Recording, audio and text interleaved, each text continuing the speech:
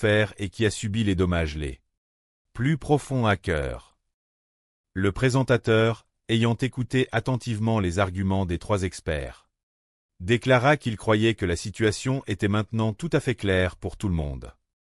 Mais pour être absolument et totalement sûr avant d'annoncer le verdict officiel, il préféra faire un dernier tour de table de confirmation. « Dave, ton choix est définitivement fait ?»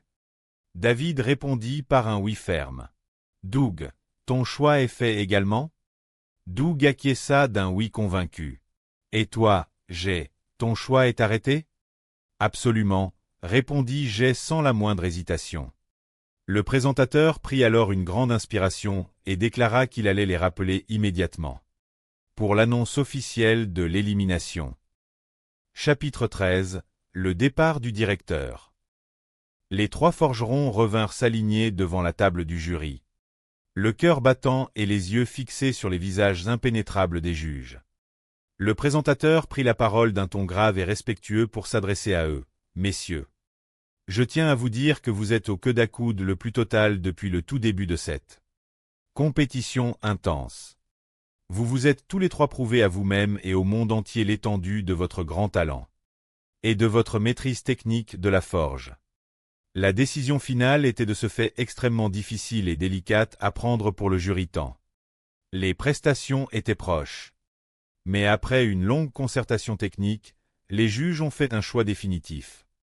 Le candidat qui doit malheureusement quitter la forge ce soir est Matt. Le présentateur se tourna vers le directeur de l'école de coutellerie et lui dit avec sympathie que votre couteau n'est malheureusement pas de taille face aux deux autres pour la finale. Et il laissa la parole au juge David pour lui expliquer en détail les raisons scientifiques de cette elimination. David s'adressa à Matt avec beaucoup d'estime dans la voix. « Matt, je tiens personnellement à saluer la grande qualité esthétique et technique du couteau que vous nous avez présenté aujourd'hui. Commença-t-il. J'ai véritablement adoré le fait que vous ayez utilisé du cuivre pour concevoir votre mitre et vos rivets.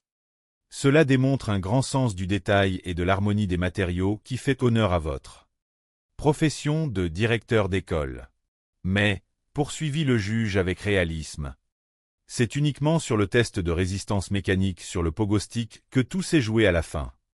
En effet, votre lame a subi des déformations beaucoup plus importantes et a davantage souffert au niveau de son fil d'acier que les deux autres armes de vos concurrents, ce qui indique une faiblesse dans votre traitement thermique final. Voilà précisément pourquoi vous ne pouvez pas accéder à la finale aujourd'hui.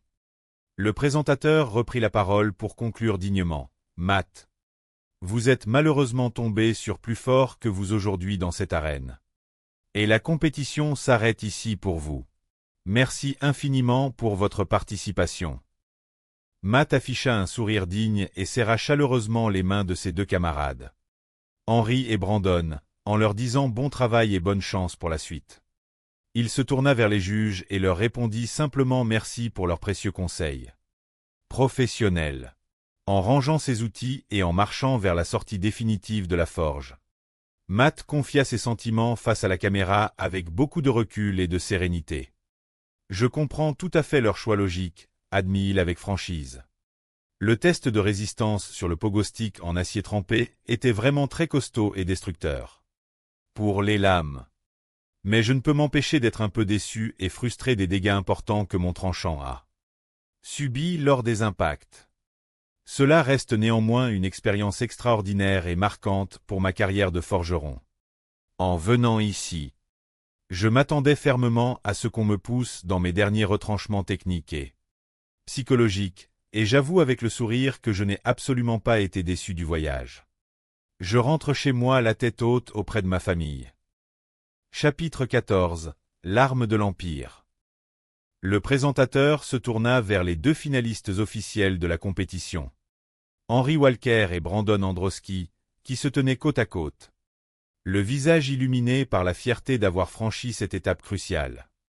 Il leur adressa ses plus vives félicitations. « Messieurs, vous avez amplement mérité votre ticket pour fabriquer une arme emblématique et légendaire de l'histoire militaire au sein même de votre propre forge personnelle.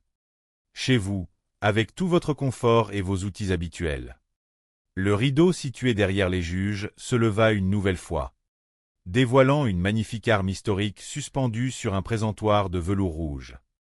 Le présentateur annonça d'une voix théâtrale. Voici l'arme d'exception qu'on attend de vous pour cette grande finale. Le célèbre sabre de cavalerie de la Grande Armée sous l'empereur Napoléon Bonaparte. Le présentateur commença à détailler l'histoire fascinante de cet objet de guerre. Ce sabre de cavalerie est historiquement l'une des armes blanches les plus populaires et les plus respectées en France. Mais c'était aussi et surtout l'une des plus redoutées et craintes sur tous les champs de bataille européens au tout début du XIXe siècle. Doté d'une longue lame à tranchant unique, fortement courbée sur sa longueur et pointant fièrement vers le haut à son extrémité. Ce sabre a été spécifiquement conçu par les ingénieurs militaires pour délivrer sa puissance de frappe maximale à chaque coup de taille asséné par un cavalier au galop. L'armée de Napoléon, rappela le présentateur avec emphase, est restée dans les mémoires comme l'une des forces militaires les plus victorieuses et redoutables de toute l'histoire de l'humanité. Et il faut bien reconnaître que les ravages terribles causés par ce sabre de cavalerie au sein des rangs ennemis n'y sont absolument pas étrangers. Pour illustrer ses propos, il invita les deux forgerons à regarder un grand tableau exposé dans l'atelier, montrant une illustration d'époque de l'assaut héroïque de la cavalerie française pour défaire définitivement les troupes russes lors de la célèbre bataille d'Austerlitz en l'année 1805. Le présentateur reprit un ton plus technique pour énoncer les critères stricts du cahier des charges, que les juges allaient inspecter à leur retour. Messieurs, soyez extrêmement attentifs aux dimensions et aux contraintes obligatoires qui vous attendent pour cette finale. Votre lame finale, mesurée avec précision de la pointe extrême jusqu'à la garde métallique, doit impérativement mesurer entre 71 et 76 cm de longueur.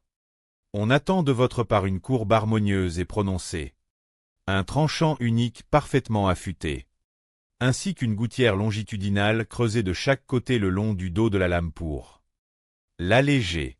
Concernant la poignée de l'arme, le cahier des charges impose d'inclure un quillon protecteur du côté du dos de la lame, un orillon métallique sur les flancs de la garde, ainsi qu'un bouton de rivure impeccable à l'extrémité du pommeau pour sceller solidement l'ensemble de la structure. En écoutant cette liste impressionnante de contraintes géométriques et historiques, Henry Walker sentit une vague d'inquiétude l'envahir.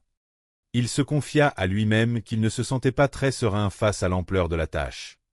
C'est certainement la fabrication complexe de la poignée et de sa garde multibranche qui va me donner le plus de fil à retordre au cours des prochains jours, pensa-t-il avec réalisme.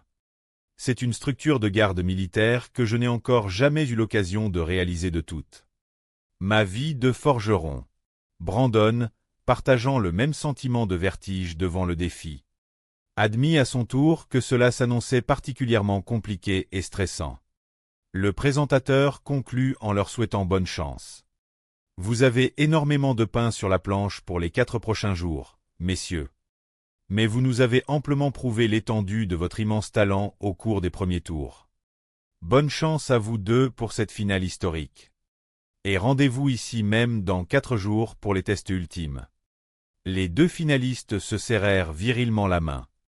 Brandon disant de bon cœur bonne chance à toi aussi à son rival d'un ton amical.